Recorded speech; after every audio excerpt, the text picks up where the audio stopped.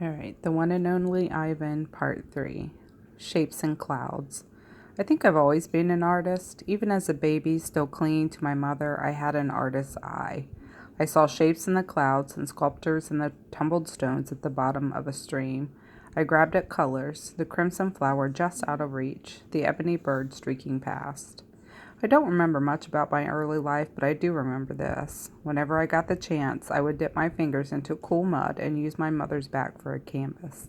She was a patient soul, my mother. Imagination. Someday I hope I can draw the way Julia draws, imagining worlds that don't yet exist. I know what most humans think. They think gorillas don't have imaginations. They think we don't remember our past or ponder our futures. Come to think of it, I suppose they have a point. Mostly I think about what is, not what could be.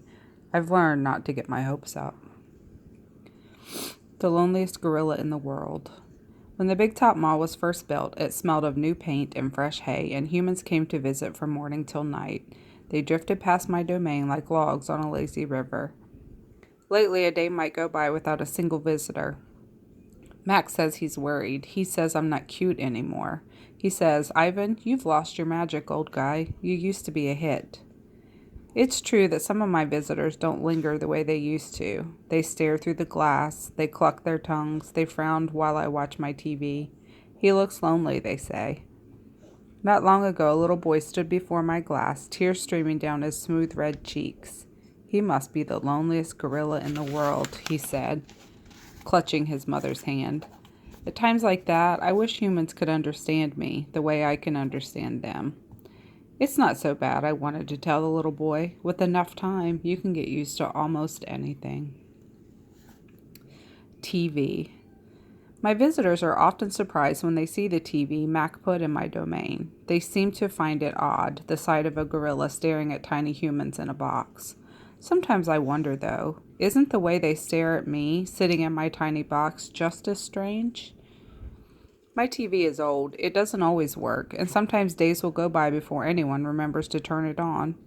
I'll watch anything, but I'm particularly fond of cartoons with their bright jungle colors. I especially enjoy it when someone slips on a banana peel.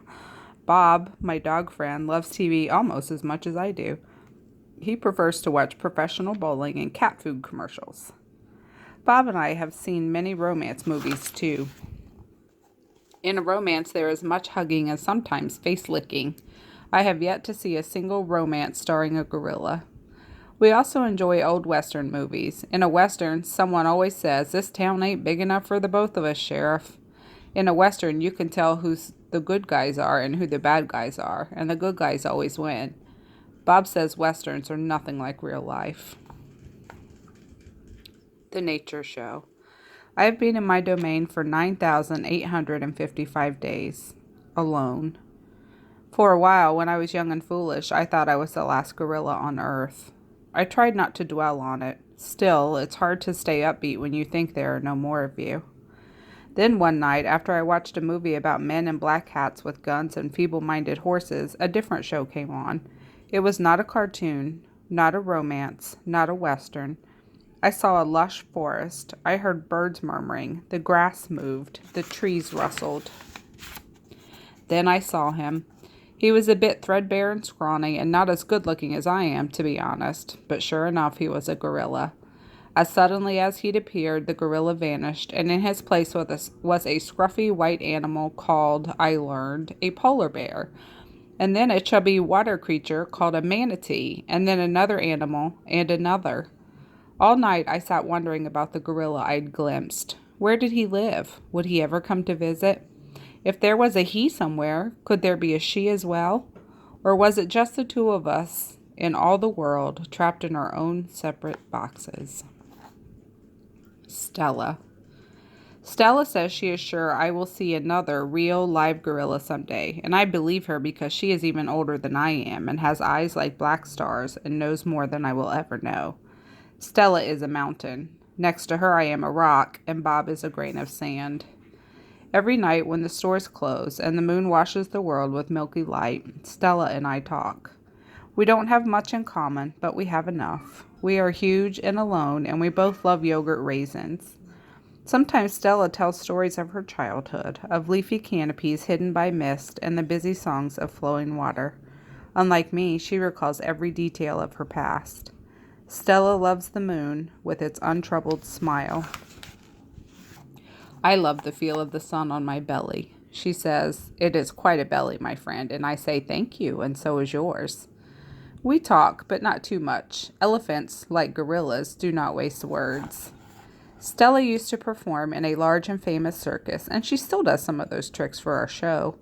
During one stunt, Stella stands on her hind legs while Snickers jumps on her head. It's hard to stand on your hind legs when you weigh more than 40 men.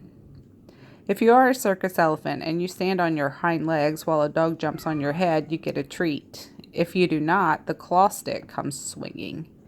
Elephant hide is as thick as bark on an ancient tree, but a claw stick can pierce it like a leaf. Once Stella saw a trainer hit a bull elephant with a claw stick. A bull is like a silverback, noble, contained, calm, like a cobra is calm. When the claw stick caught in the bull's flesh, he tossed the trainer into the air with his tusk. The man flew, Stella said, like an ugly bird, and she never saw the bull again.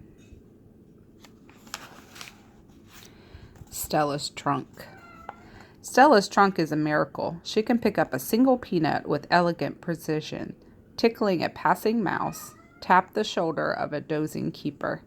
Her trunk is remarkable, but still it can't unlatch the door of her tumble-down domain. Circling Stella's legs are long ago scars from the chains she wore as a youth, her bracelets, she calls them. When she worked at the famous circus, Stella had to balance on a pedestal for her most difficult trick. One day, she fell off and injured her foot. When she went lame and lagged behind the other elephants, the circus sold her to Mac.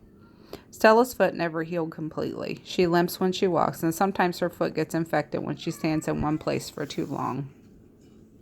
Last winter, Stella's foot swelled to twice its normal size. She had a fever, and she lay on the damp, cold floor of her domain for 5 days. They were very long days.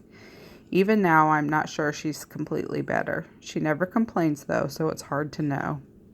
At the Big Top Mall, no one bothers with iron shackles. A bristly rope tied to a bolt in the floor is all that's required. They think I'm too old to cause trouble, Stella says. Old age, she says, is a powerful disguise. A plan. It's been 2 days since anyone's come to visit. Mac is in a bad mood. He says we are losing money hand over fist. He says he is going to sell the whole lot of us. When Thelma, a blue and yellow macaw, demands, "Kiss me, big boy," for the 3rd time in 10 minutes, Mac throws a soda can at her. Thelma's wings are clipped, so she can't fly, but she still can hop. She leaps aside just in the nick of time. "Pucker up," she says with a shrill whistle. Mac stomps to his office and slams the door shut. I wonder if my visitors have grown tired of me. Maybe if I learn a trick or two, it will help. Humans do seem to enjoy watching me eat. Luckily, I am always hungry. I am a gifted eater. A silverback must eat 45 pounds of food a day if he wants to stay a silverback. 45 pounds of fruit and leaves and seeds and stems and bark and vines and rotten wood. Also, I enjoy the occasional insect. I am going to try to eat more. Maybe then we will get more visitors. Tomorrow I will eat 50 pounds of food, maybe even 55. That should make Mac happy.